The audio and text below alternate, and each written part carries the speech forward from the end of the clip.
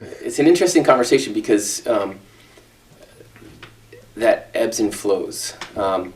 You know, when I say that I've lived here most of my life, I've lived in Ashland, I've lived in Washburn, I've lived in Cornucopia, and so those are places that I would also consider part of here. And then ultimately, from my perspective of the mayor and through my work with the Alliance for Sustainability, as we've tried to define regional, what is this region, it's always easy to go a little bit farther, to carry that region out a little bit farther. I think, though, for the most part, when I talk about living here, it is what I would define as the Chequamegon Bay area.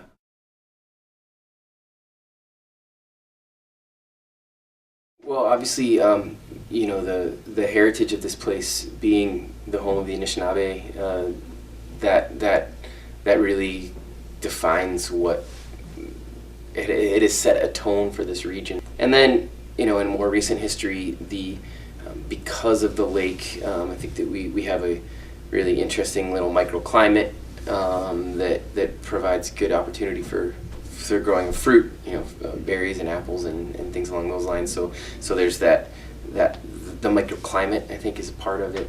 Washburn specifically, I love we're on the south shore of Lake Superior, which is, you know, really where the sandy beaches and the sandstone cliffs are. But on the south shore of Lake Superior, almost everything is north-facing slope. And in Washburn, because of the orientation of the peninsula, we're actually on a south-facing slope onto the south shore of Lake Superior, which is a pretty unique characteristic and something that I have really resonated with. I like to call it the Mediterranean of Lake Superior. So I think those are some of the primary things. You know, the Pinocchio Hills, the oldest mountain range in the country. Those are all characteristics that really define what make this place really special. And the artesian flowing wells are critical. Part of that understanding of coming back here was about stewardship. It was about knowing that water is the most valuable and vital resource on the planet, and it is becoming more and more scarce all the time. And therefore, by living on the headwaters of the Great Lakes and living on the shores of 10% of the world's fresh water, that holds a responsibility. So it definitely is part of what shaped my my desire to get involved in local governance. Had to do with stewardship and saying, look, we need to be aware of this global significant this lake of global significance and how our actions affect it, and how do we help promote that sense of stewardship to the people who live here and to the folks who don't live here and don't understand it in the same way. One of the things that I think that we wanted to help create by starting the studio is helping to bring some of that flavor of vitality to this place. That all, you know, so there's you know, each place has its own I guess flavors. The best way I could distinguish it, but there's a lot of room for cross-pollination of what it is that makes each of those places special, so you can pull pieces, and so I think that's part of what we wanted to do with this studio, is to help promote a sense of wellness and vitality. We're seeing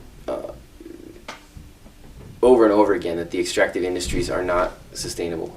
That those industries ultimately have a boom-bust cycle that just leaves us in a really rough place at some point. And so what I see happening here is this raising of consciousness and awareness around what does it look like to live in a regenerative, resilient place. And so there's a really great movement and raising consciousness around community resiliency, and that's the piece to me that's really exciting. It's part of the difference that I see now is this yearning to figure out how do we make this place resilient and vital without the extractive industry.